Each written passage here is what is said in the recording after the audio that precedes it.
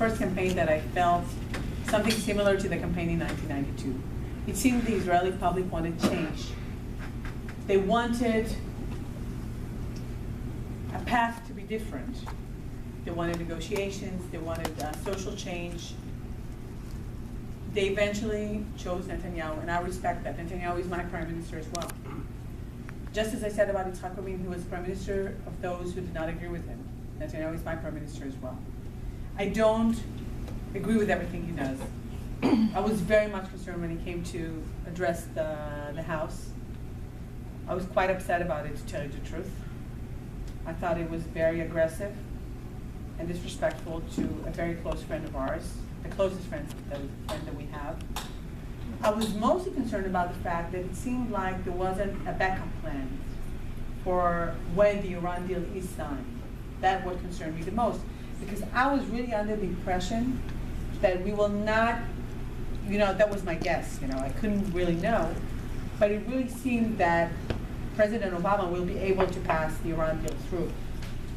And what I expect is coming from management, I expect the sentiment that there is a backup plan. Okay, what happens if the deal is signed?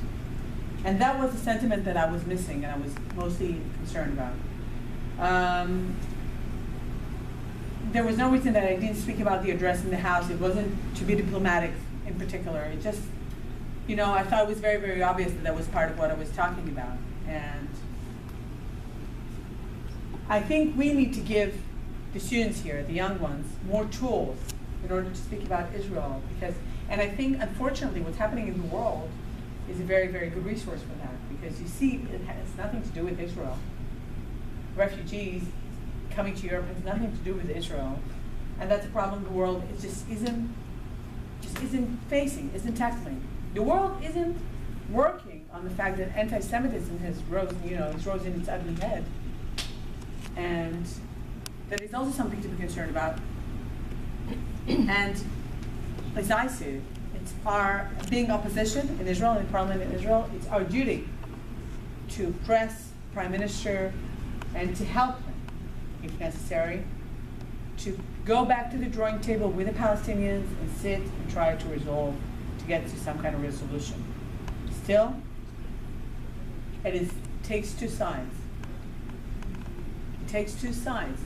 They need to want to reach an agreement. They will not get everything they want, just as we will not get everything we want. But basically, if you would ask me what I want, is a safe Israel. And we're not there. As I said about Duma and about the Jewish terrorists, Arab terrorists, they're all terrorists from our perspective. I think even Netanyahu spoke about it. The president of Israel has spoken about it. Tzipi Chotoveli, who is deputy foreign minister, with whom I agree almost about nothing, spoke about it at length. She said, these are terrorists and these are terrorists. And we need to make sure that those who killed this baby and his family in Duma pay the price, incarcerated and pay the price. Absolutely.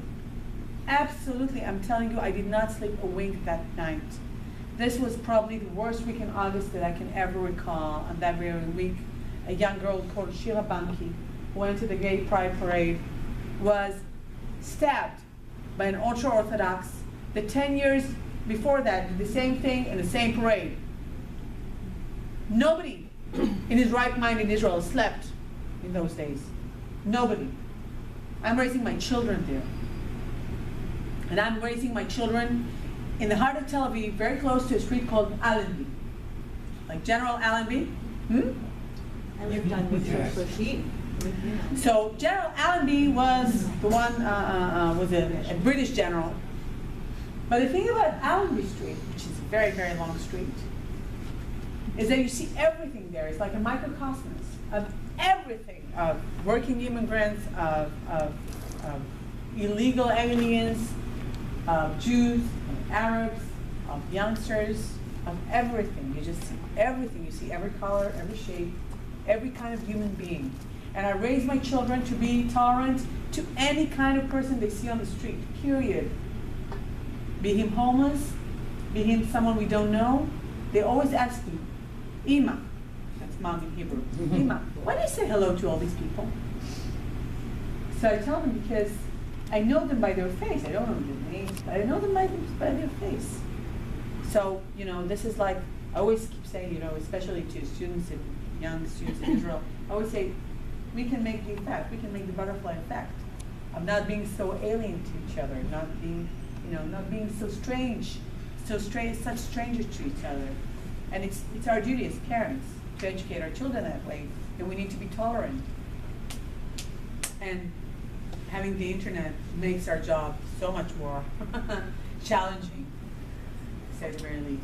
So, on that count, I think there's a lot to be done on our part, and obviously we should make sure to give more tools